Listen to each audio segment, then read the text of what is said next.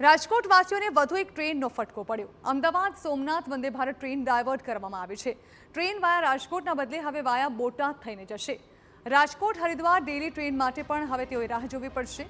Railway વિભાગની રાજકોટ ભાવનગર ડિવિઝનની બેઠક મળી હતી, જેમાં સૌરાષ્ટ્રના સાંસદોની ઉપસ્થિતિમાં આ બેઠક મળી હતી, જેમાં પરસોત્તમ રૂપાલા, રાજેશ ચુડાસમા, રામ મોકરિયા તથા કેસરીદેવસિંહ ઝાલા હાજર રહ્યા હતા, જેમાં રાજકોટ હરિદ્વાર ડેલી ટ્રેન ઉપર વિશેષ ભાર મૂકવામાં આવ્યો હતો।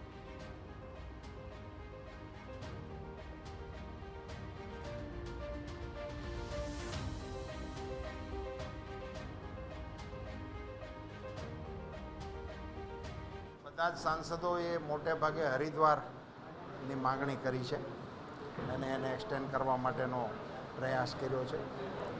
સાબરમતીથી સોમનાથ માટે જાય છે વંદે ભારત ટ્રેન છે, 1 ઓગસ્ટથી એનો રૂટ બદલી નાખશે। હવે ગાંધીધામ થઈ જશે, રાજકોટથી નહીં જાય, એટલે રાજકોટને ભાવનગર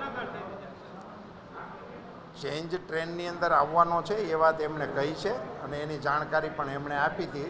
નવા રૂટ પ્રમાણે એ ચાલશે ત્યાંથી।